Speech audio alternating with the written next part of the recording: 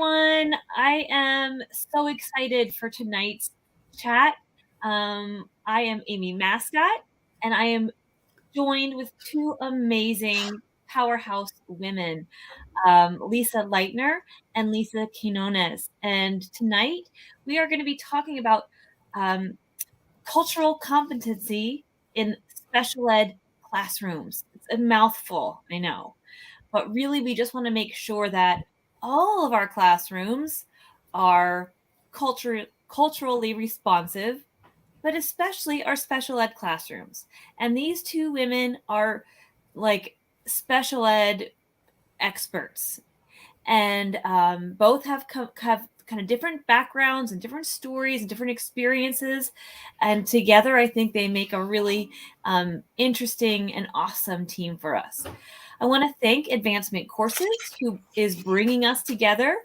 This is one of our Teach Team live events, and I'm not going to waste any more time. I just want to introduce these two women and get started. So if you're joining us live, please just leave us a comment. Let us know where you are in the United States and what your connection is to the chat. Are you an educator? Are you a parent? Are you a family member trying to learn? We would love to know, and we'll definitely get to any of your questions as we go. So how about Lisa Quinones? Do you want to take a minute and introduce yourself for everybody? Yes, hi, thank you. I'm Lisa Quinones. I am founder of the blog Atypical Familia, a blog I started about 10 years ago, and it's evolved into many different things. But basically, it is a personal family lifestyle blog where I shared our personal experiences navigating the special education system in New York City, as well as advocating for my child. Awesome. Thank you so much. And you are in cool New York City. Look at your like fun, awesome apartment or like home. It just looks like so cool. And you are one of the very first people I remember writing about your kind of journey with your son who has autism. Yes. And you and I met at a million different events. Actually, all three of us are East Coast girls. So we are just like, it's 8 p.m. We're going to do this. And then we're going to, put our PJs on and get ourselves ready for bed. But I'm really excited. You're also a teacher, aren't you, Lisa? Yes, I am. I actually teach at Lehman College in the Bronx, also at Mercy College in the Bronx. So I do get to teach at the college level, which is interesting because I do have some students who are kind of like transitioning into college, and they do have the accommodation. So it's been interesting to see how they navigate the classroom, and then obviously as a parent and educator, what I can do to kind of help them succeed. So that's been amazing. So yes. Yeah. Awesome. So you've got a couple different hats on. Always. Always, don't we all? Well, thank you. I'm so glad you're here, Lisa. Lisa Lightner, want to introduce yourself for us, please? Sure. Hi, I'm Lisa Lightner. My website is A Day in Our Shoes, and it also has been around for 2011. So yeah, over 10 years. It has evolved to now where it is pretty much just IEP information. My oldest son was born with disabilities, and he's been receiving services since he's 6 months old. So I've been in the process, so to speak, or in the system with him since that age. And I really just started, trying to educate myself best I could for him. And I also was teaching, and I left teaching and became an advocate, with my newfound IEP knowledge after I went through a lot of training and things like that, and the website. And now I work as an advocate and run the website. I just muted myself. Sorry, because the ice maker was going off upstairs by somebody. But Lisa, you have like basically an empire. You have so many resources and so vibrant a community on Facebook where everybody is really offering support and learning and just really trying to navigate the whole IEP process. So, because I always thought that I was just going to kind of work in this little area of Philadelphia and help families in this area. And I remember when I started the Facebook group, I added my one friend, because you used to have to add, you couldn't start a Facebook group unless you had at least one person. And I told my friend, Lindsay, I said, I added you, but as soon as more people join, you can leave. And now here we are 55,000 people later. And what's really great is just because when I didn't realize the incredible, the small and large differences. IDEA, of course, governs IEPs, but it leaves it up to the states to implement. And so there can be a lot of differences. And then the big cities like Philadelphia and New York and some of the others, they get to also play kind of by another set of rules because of their size. So the group has been extremely helpful with the knowledgeable parents in there helping each other, because it does vary from state to state and town to town, unfortunately. It's wild. It's really kind of hard to wrap your head around. Yeah. Well, hopefully we will get to the bottom of at least a tiny little part of it, with as far as cultural responsiveness and cultural competency is concerned rather. But before we get into that piece, let's just talk about some kind of things that you look for in special education classrooms or instruction. Before we get to the cultural must-haves, let's just establish what makes special ed instruction high level. Like, what are we searching for? Lisa Lightner, do you want to start? Sure. So, of course, one of the mantras is special education is a service. It's not a place. And so it occurs in all classrooms. We just know so much more now in 2022 than we did 30 or 50 years ago, as far as the traditional education models. So it is kind of frustrating at times because there's a lot of old-fashioned mindsets that we have to overcome. And, the biggest one being is that not everybody learns the same way. That's probably the biggest one. But as far as what I want to see in any classroom, walking in, is just these little kind of visuals that you're going to see that show me that you're accepting that not everyone learns differently. Like, we're learning a lot more now about, this whole less is more concept. And I know teachers, I was one, we love to hang and post and cover the walls with all kinds of stuff. And meanwhile, as we sit here in 2022, we know that that's distracting. That visual clutter is overwhelming to a lot of kids, and they can't focus and they can't learn in that environment. So it's just kind of like those little things that I would look for, the little accessories, like sensory accessories, as far as fidgets and lap pads, and just kind of like maybe a beanbag corner for reading, a quiet corner, a sensory corner, because a very small percentage of special ed students are in self-contained classrooms. Yeah. Obviously, the self-contained classroom is going to have a lot more equipment, accessories, and so on. But right now, I think we just need to really think of every classroom as a special education classroom, because every classroom does have IEP students in it. I love that. Yes, absolutely. So some really good ideas there. And I think that we just need to move away from Instagram, Pinterest ideas of what a kindergarten classroom or any classroom should look like, with so many things all around and patterns and letters and just really use that space for, what is necessary for instruction. Right. And that was definitely an eye opener for me, I have to admit, and that's kind of a new finding, Yeah, it is. And when I bring it up to teachers, when I'm attending IEP and 504 meetings with parents, is I'm like, it's actually less work for you, because like I said, I was a teacher too. I know how much work goes into those bulletin boards. I know how much work goes into putting all that stuff up. Well, just think if you didn't have to do it anymore, it's not necessarily a bad thing. It's, you can have nice, clean lines and calming decor, Yeah, for sure. So some really good ideas. Lisa Quinones, what would you add to that?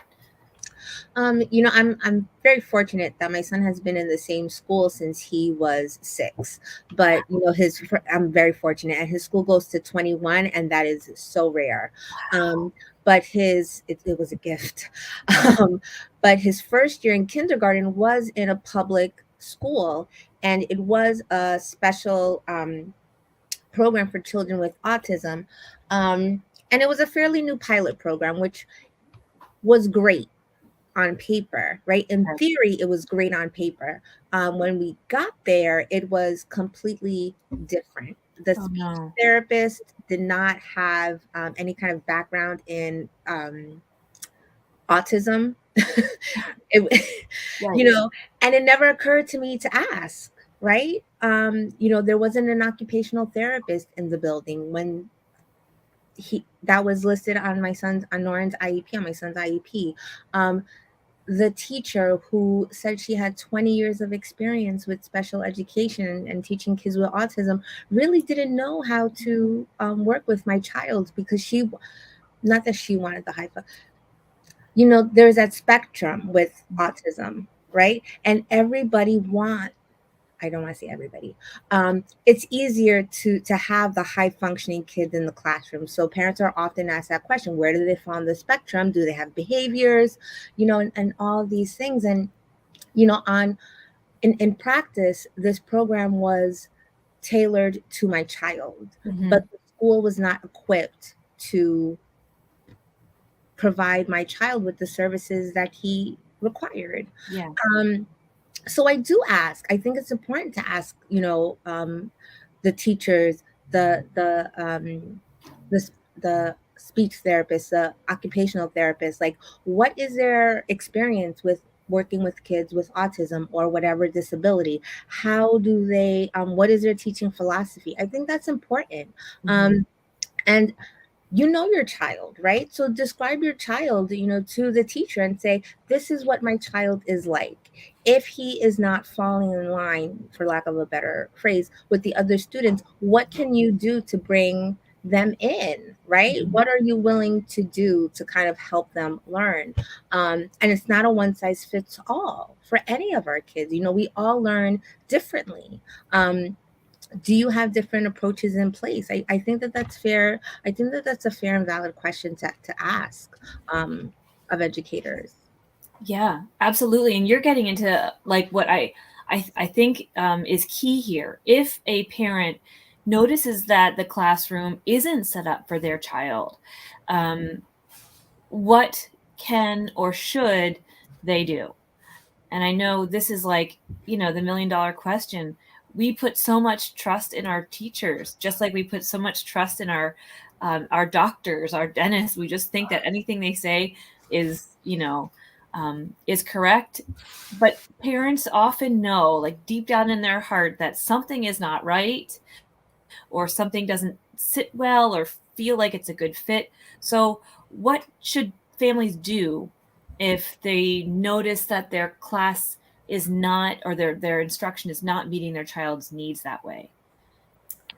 This is definitely my wheelhouse. And it's funny that you just said those few sentences that you said, because I say to parents all the time, the parents who come to me for assistance, they come to me with nothing more than a gut feeling. Their gut feeling is that something's not going right, but they don't know what to do. And you know what? Can I interrupt you, Lisa? It's because we all grew up watching Oprah. And she always said that you trust your gut. If you feel something in your gut, you listen and never get in the car and go to that second location. Those are the right. Right. And that's, so I tell parents, because a lot of times, like, we do get talked out of it, especially females, and then especially women of color, we get talked out of and gaslighted into, oh, everything's fine. He's doing fine. He's doing great. His grades are fine, kind of thing. So, my short answer would just be that, okay, if you have that gut feeling, like, follow it and pursue it. And then I could give you this whole 3-day answer as far as what steps in the IEP process to take to begin to create change. But the bottom line is you want the child on paper to match the child in front of you. So, get out that IEP. I know they're cumbersome documents. My son has very high needs. I have a very thick IEP. I know it's a lot to read, but go through that IEP. And again, you have to kind of start, just start at the beginning and say, okay, like I said, the child in front of you has to match the child on paper. So just kind of dig in and take it from there. And then, of course, the internet has been a complete game changer. And so is social media for parents and getting this assistance, and not just assistance, but validation from, other families and saying, okay, I'm not the only one who's having this negative IEP experience. So the help is out there. So I just don't want to take up too much, because I go, when you're like, how do I fix my IEP? Like, I could literally talk for 5 days straight. No, I know. This is your thing. And I guess my only clarifying question is, can you just be a little bit more specific about what you mean when you say the child in front of you needs to match the child on paper? Sure. The present levels section, every IEP has a present levels section. Okay. It should be near the beginning. And the present level section is the most important section, because it's the section that drives the rest of the IEP. It's where the goals are going to be derived from. Goals are derived from the present levels section. So your starting point for sure is that present level section is a complete, thorough, accurate picture of your child. Because like if things like, I don't know, if your child struggles with pragmatics, like if that's not identified in present levels, well, no, then you're not going to have a goal for it. And then you're not going to have a support and service for it. That makes sense. Sure. That's your starting point. So that makes total sense. Thank you so much. And Lisa, what did you notice, or what did you do when you saw that your son's classroom situation was not meeting or his needs? That was a while ago. How old is your son now? He's a teenager. 16. It's a whole different ball game now. There's can't even. I know. We're in transition too. It's we're charged with, we have to think of our kids as adults now at age 14 or 16. Yeah. One of the things that I think helped me was to kind of not allow the teachers and the principals and the powers that be to kind of like bully me, because it can be intimidating when you walk into those meetings, right? It's like you're the parent, right? And there's one of you, and there's like a special education teacher, and then there's somebody else, and then there's a psychologist, and then there's and all these people are there to determine the needs of your child, and they're all telling you that they are the experts, right? They are the experts in education and psychology and speech and they are the experts. But, I was firm in my belief that, I will give you you are an expert, but I am the expert in my child, and I know my child the best, right? So if I'm telling you that this is what he requires as per his evaluations and his past IEPs, listen to me, and don't, be so dismissive of me. And especially, Lisa Lightner talked about, to be a woman of color, right? To be a woman of color, and oftentimes to walk into these rooms, I was sometimes the only Latina around the table. And I'm trying to convince all of these people that my opinion is valid, and that, my child is, like struggling, and this is what he needs, and I'm fighting for this thing that seems, why are we all fighting? Like just give me what he needs, right? Like, why does it have to be this fight? So luckily I was I did a lot of research beforehand, and advocates are expensive, lawyers are expensive. It was not I really could not afford it at the time. And I did a lot of research on my own, and this is like 2008, 2009, right? There are so many resources out there for parents that are free and online. You don't need a college degree, like to advocate for your child. You just need Google. Like you just need to put in the word. Like you don't need, a higher education, or you don't need an extensive vocabulary. You just need to like do a little bit of research before you walk into that meeting. And if you have that behind you, and if you are firm in your belief, don't let them bully you, because they don't want parents like us. They want us like out the door. Oftentimes I find they're like, oh, get this lady out. But the squeaky wheel gets the oil, right? That's the phrase, the squeaky wheel gets or the the oil. grease, either Yeah. one. You got it. Yeah.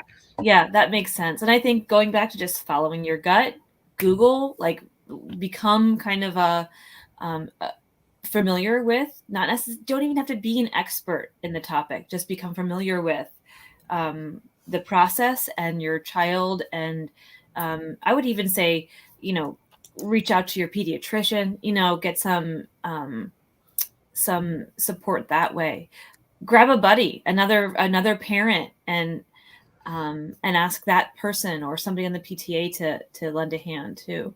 And know the language, because in the beginning, all these terms, IEP, like OT, like these were all, I'm like, what is happening? Like it would seem like a whole other language, Yeah. right? And they all speak in these, codes and jargons, and like, get familiar with those, because and I would say this is, obviously this is now my livelihood, but I would say the knowledge base I wish I didn't have to have. I would love nothing more than for my child's health to be fine and not have to do this. But those are not the cards I was dealt. But I can't say enough to parents that this is not easy. And I acknowledge that, but it's not easy, and there are no shortcuts. So there's no kind of like I would like to see a lot more parents just kind of really engage and say, okay, I have to do this. And if you're going to do something, do it well. Because I think I get a lot of like last minute, like, help me get through this IEP meeting kind of stuff. And that's not how to approach it from long term. Like Lisa said, you have to learn the terms, you have to learn the phrases, you have to learn the process.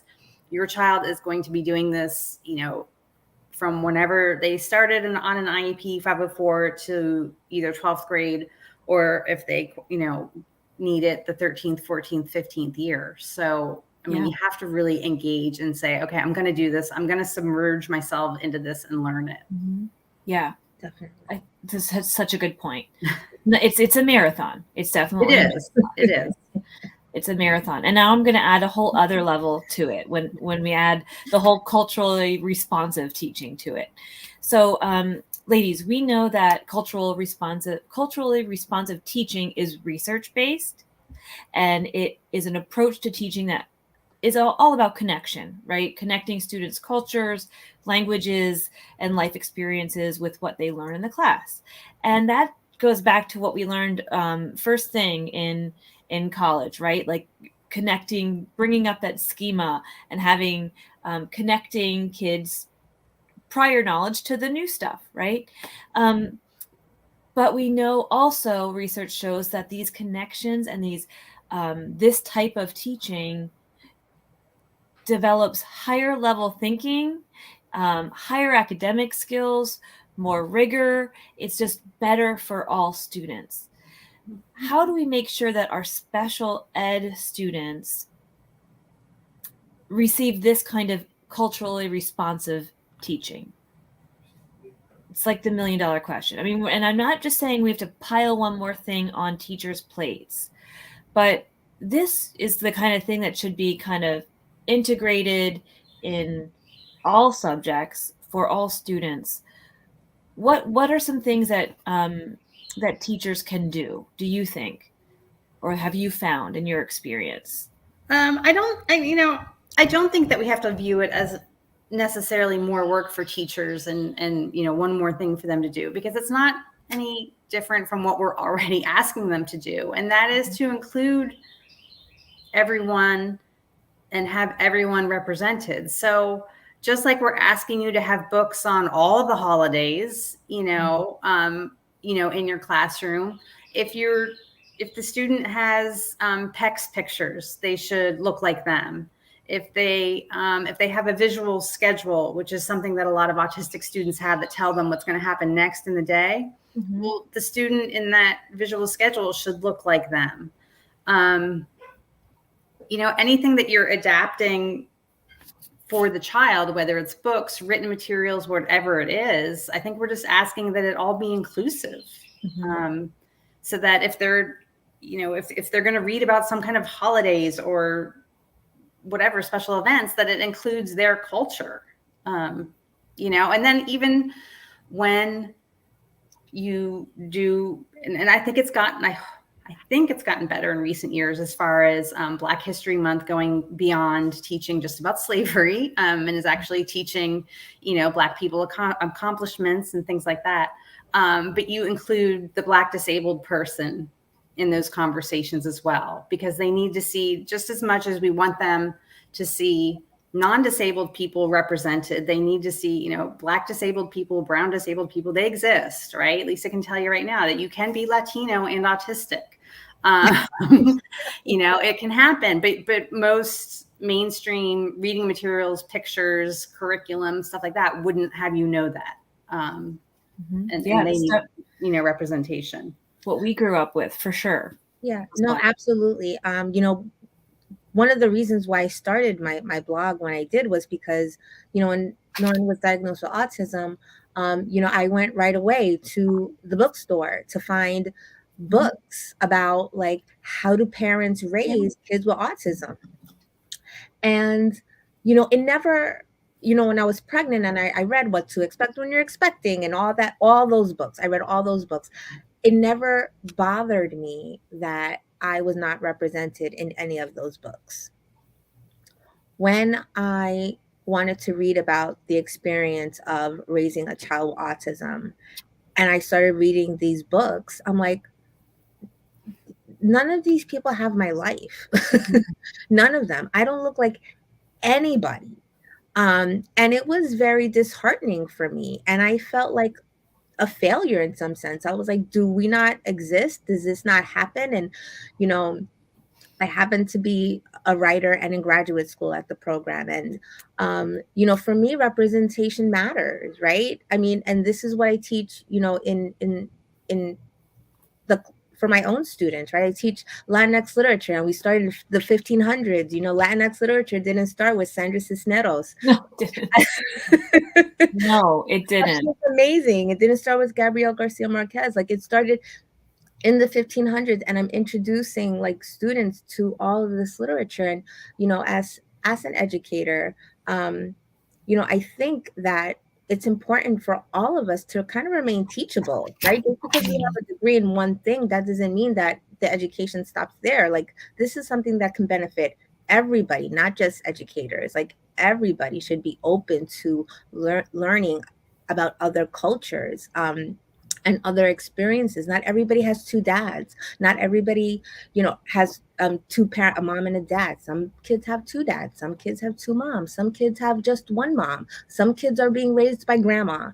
It's like, it's important for teachers to kind of understand that all families are different. And that the children need to see that reflected in the classroom so that they don't feel less than, especially in the special education classrooms, because some of them come in with that, feeling of not enough, right? Yeah. And you want to build them up. So I think it's important. Representation matters. They need to see themselves like within the classroom, like in books, in literature, in, the visual systems that they're learning. 100%. I love what you said, that we have to remain teachable. I feel like we've always said to our kids, you've got to be coachable. You've got to be coachable, But we, as just adults in a society, need to be teachable. We need to have an open mind and be willing to learn ourselves. And what a great model that is for our kids. Lisa, Quinones, what the other thing you said about, having a welcome feeling in the classroom, I think is so also important for families. Entire family needs to feel welcome in the school. And that can be done in simple ways like, multilingual signs. And we know this is kind of like the basic stuff, right? But there are still some schools in the country that are not doing this. They're not translating PTA letters. They're not doing, having an interpreter there at meetings for families, or even doing like an international night where the kids can like share what they're about their own culture, and that bogs my mind. I can't wrap my head around those types of things.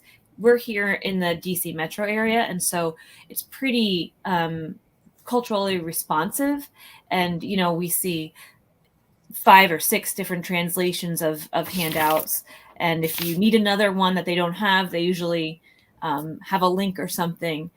But to invite families to feel comfortable in this school, especially non-native speakers, I think is huge. And that those barriers, breaking them down for simple events, math night, reading night, whatever, movie night, will help it become easier for them to walk in those doors for the IEP meetings and the really important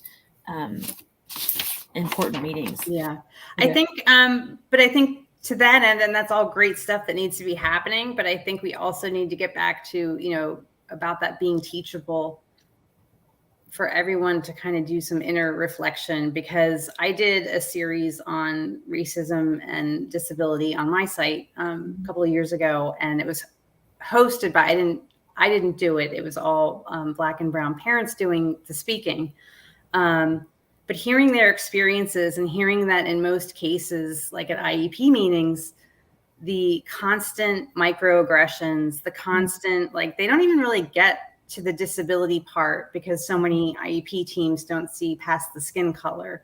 And, you know, the little things like, and it's not so little, but assuming that if a Black mom comes to an IEP meeting, you assume that she's a single mom, and acting surprised when dad comes, and, you know, like these little things that I think we need to also reflect on, because I know people get defensive and they go, well, I'm not a racist, but they do these little biased microaggressions, even though their heart may truly be in the right place. And I believe people when they say that. We all have to kind of look at the bigger picture too and say it's not just about fixing the positive and including, but we have to eliminate the negative as well, because it's those little things that all the translated pamphlets in the world are not going to make a mom feel welcome at an IEP meeting when she's talked over. It's assumed that she's unemployed. It's assumed that she's a single mom, and those other kind of little racist mini aggressions that happen. Yeah. Or they assume that, you know, I've been in meetings where they've asked me, like, is your neighborhood dangerous? Right. Yeah. You know, it's like, Yeah. I don't want to go there. My husband doesn't want me to be in that neighborhood. I'm like, okay. Like, this is a conversation you should have with me. Oh gosh. That's really, really awful. And I'm so sorry that happened. And I'm sure that's one of many, many things. Lisa Lightner, thank you for bringing that up. Those microaggressions, you're right, really can do some serious damage. Right. And I think that there are a lot of districts who are doing the right things by providing those translations and all that other stuff. But it's, you know, and then they're saying, well, I don't understand. We're doing all this stuff. What isn't working? Well, that's probably a piece of it, you know? Yeah. It's, Yep. There's always room to learn and to do better and to just to make a more culturally responsive school, right? Especially in our special education, but most importantly for all students, because that's just what we should be doing. That's what good teaching and good lessons should look like and should reflect. Well, ladies, we're finished up, where we're kind of to the end, but I would love to I cannot thank you enough for being here with me tonight. I know your lives are so busy. And so just the fact that you were able to find 30 minutes to sit down with me tonight, I am really, really grateful. And I learned so much. I have tons of notes on this paper that I will put together in a blog post and then have this video embedded. I want to also thank Advancement Courses for bringing us together. And I want to recommend that if you are a classroom teacher, if you are a specialist, a paraeducator, or if you're a parent and you just want to learn more, Advancement Courses has some 1, 2, and 3 credit courses that you may find helpful. They have a cultural competency in special education. It's a 3 credit course. And by the end of this course, you'll have the self-reflection and pedagogical skills you need to continually grow and respond to the needs of your special education students. So if you are watching and you're feeling like you're behind, you're kind of like, what did those 3 women just talk about? Then that would probably be a good place to start. Another class that they're offering is implementing culturally responsive teaching strategies. This is for like across the board, not necessarily in special education. Again, 3 credits. And then addressing ableism in schools. This is a 1 credit course, and I would really like to take this. I feel like this is something I need to learn how to better address. This, and listen to this description. I found it really interesting. It says, we've come a long way in ensuring students with disabilities receive the education they deserve. Advances in research, regulation, and funding have led to increased awareness and resources for K-12 classrooms across the country. However, many educators aren't aware of the ongoing issue of ableism. That is, the discrimination and social prejudice against people with disabilities based on the belief that people with typical abilities are superior. Using the tools from this course, you'll be able to create a classroom culture of respect, rapport, and inclusivity, and ensure your students are.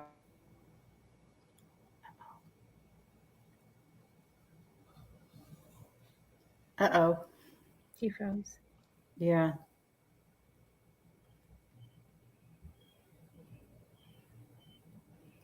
Well, here we are. Yes. Okay. Do I have you guys? Yes. Okay, yeah, you froze for a minute. That might have been, yeah, I think because I've got 2 kids who just got home from work, and so I'm sure that the Wi-Fi is like, anyway, so look into those courses. I will leave the links below. Lisa, thank you. Please, everyone, check out their sites. They are amazing women, smart, really, really just packed with information and knowledge that they have shared. Lisa Quinones on her Atypical Familia blog, one of the first people to write about autism that I remember, and Lisa Lightner in A Day in Our Shoes, or Don't IEP Alone. Yes. Okay. Yep. But you can get to one by the other. Yes. Ladies, thank you so much. Everybody, thank you for joining us. Have a great night. Thank you. Bye. Good night. Bye.